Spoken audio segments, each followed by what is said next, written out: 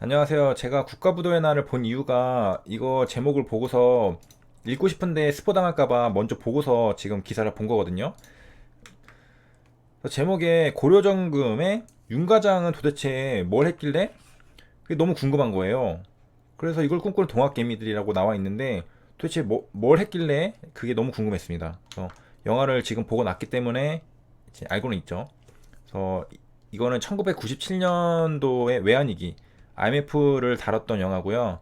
그래서 그때 얘기를 보니까 OECD 가입을 한지 얼마 안 됐다더라고요. 그래가지고 모두가 다 이제 장밋빛 전망, 여기 경기지표 착시에 모두가 그 잘 나가는 너무 이게 떡상하는 시절이었는데 바닥 경제 침몰을 알아채지 못했습니다.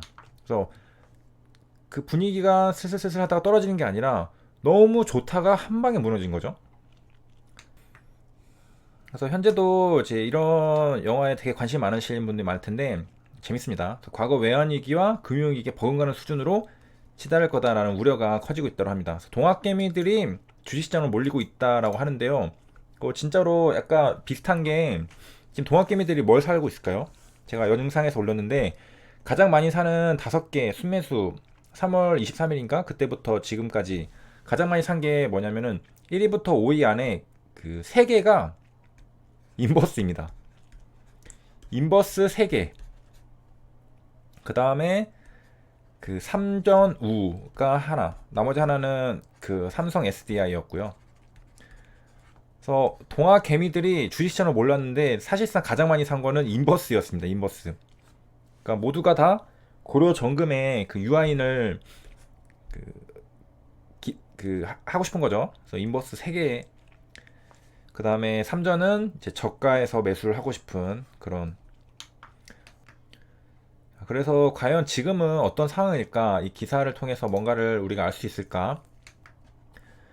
그래서 이제 거기서 다뤘던 문제, 앞에 줄거리 생략했습니다. 그래서 여신이 문제였다라는 겁니다. 그래서 너무 경기가 좋고 그런 믿음이 강하다 보니까 너도 나도 빚을 내 가지고 투자를 하고 생산을 했다는 겁니다.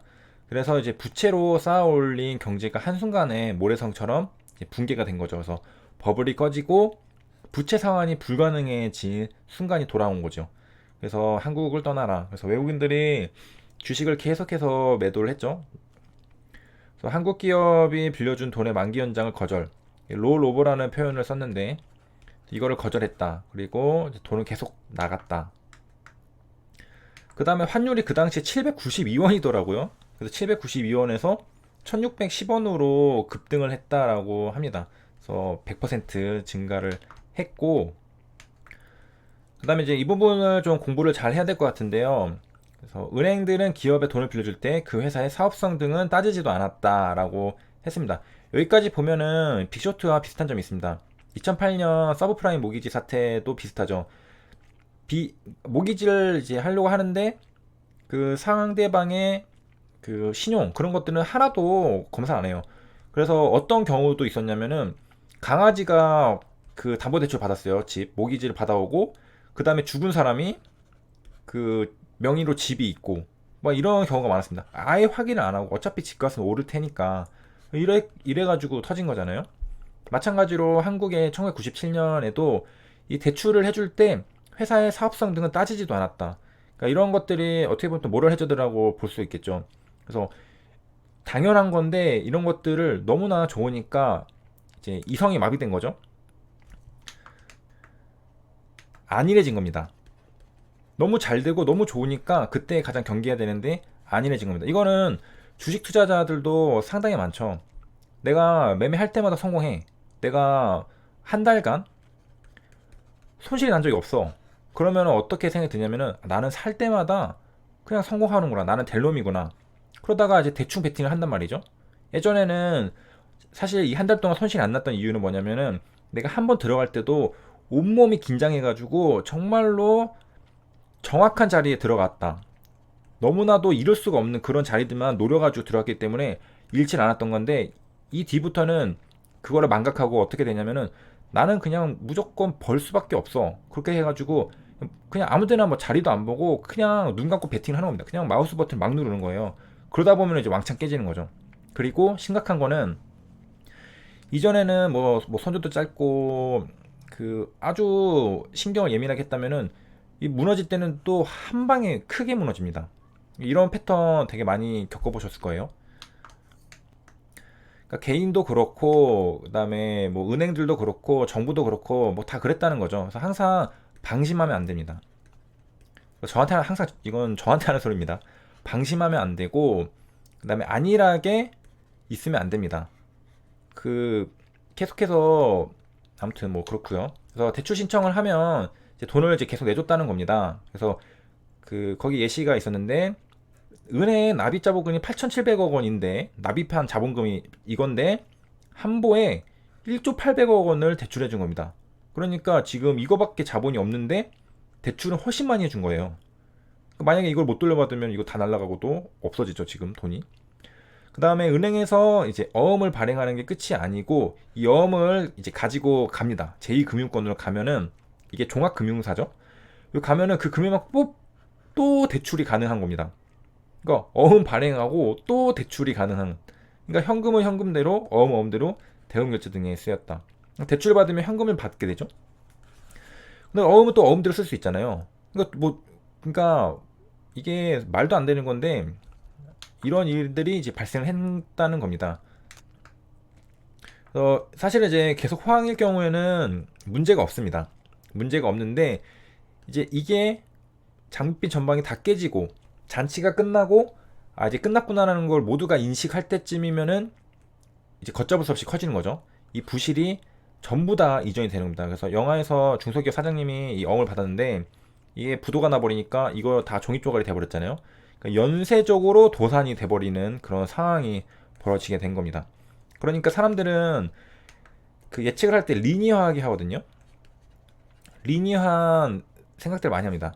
익스포넨셜로 생각하는 경우는 별로 없고 대부분 이제 오늘 10이었고 내일 11이었으면은 다음날 얼마야? 라고 물어보면은 100이면 100, 100, 12. 그럼 다음날 얼마야? 13. 다음날 얼마야? 14. 이렇게 얘기합니다. 대부분 사람들이. 저도 그렇고 원래 사람이 이렇게 인식을 하거든요.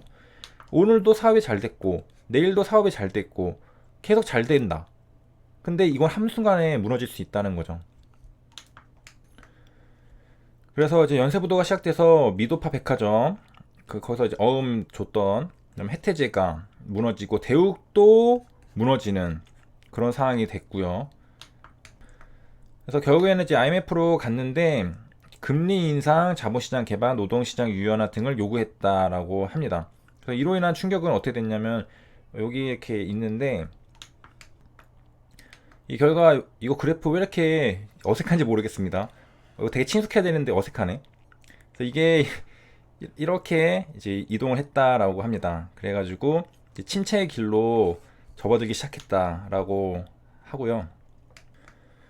그럼 그때랑 지금이랑 같은 점은 뭐고 다른 점은 뭘까? 그래서 일단 같은 점이라고 볼 수 있는 거는 이런 것들 뭐 당연히 떨어졌겠죠. 그래서 제조 구매 관리자 지수 이거는 통계가 아마 1997년에는 없었을 거예요. 그래서 2009년 이후 가장 낮은 수준이라고 하고 그다음에 노무라 증권은 한국의 경제 성장률 마이너스 6.7%로 전망을 했다고 합니다. 그다음에 이제 요거는 이제 좀 비슷하다고 볼 수 있는 점. 그다음에 다른 점은 뭐냐? 정부가 적극적으로 개입하고 있다. 그리고 그 대응 능력이 상당히 좋아졌습니다.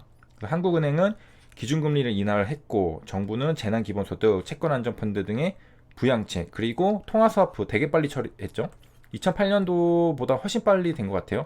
미국이 먼저 제안했다고 하고 그래서 지금 이렇게 하고 있고 근데 조금 그 지금 잡히지 않고 있는 자리들도 있죠. 뭐 CP 같은 거 말이죠. 그 다음에 또 달라진 거. 그 이전 영상에서 제가 다뤘지만 동학개미들이 미쳤습니다. 그래서 지수가 외국인이 파는데 이렇게 V자 반등이 나왔어요. 이렇게. 그 다음에 정부 정책 중에 이제 공매도 금지. 이거는 뭐 있었겠죠. 그때도. 그래서 과거에는 이제 정보의 비대칭성으로 인해서 사실은 개인 투자자들은 그냥 당하는 호구 같은 역할들을 많이 했을 텐데 지금은 너무 똑똑해져서 떨어지면은 사야겠다는 생각을 되게 많이 하고 있습니다. 그래서 V자 반등하는데 개미들 역할이 상당히 컸다라고 생각을 하고요. 이렇게 해서 기사 하나를 살펴봤는데 그 사실 이거 그 영화 국가부도의 날 같은 거 보고 나면은 감정이입이 200% 돼가지고 내일부터 인버스 나도 올인해보겠다. 나도 올인 한번 해보겠다. 이런 생각을 하게 될 수가 있습니다. 하지만 마지막에 뭐라고 말을 하냐면, 자, 위기를 기회로 만들기 위해서는 끊임없이 의심하고 사고하며 당연한 것을 당연하게 받아들여서는 안 된다라고 말을 하고 있습니다. 그래서 위기를 기회로 만들기 위해서는 이래야 되는데, 자칫 잘못하면은 기회를 위기로 만들 수가 있죠. 이거를 조심해야죠. 그래서 여기에 감정이입이 막 돼가지고 밑도 끝도 없이 내부터 인버스다, 나는 우리나라 국가부도에 투자를 한다, 이런 생각을 하면 안 됩니다. 그래서 끊임없이 의심하고 사고해서 이게 진짜로 우리 경제가 힘들어지는 건가 자신의 판단을 해야 되는 거고, 거기에 따라 베팅을 해야 되겠죠. 시청해주셔서 감사합니다.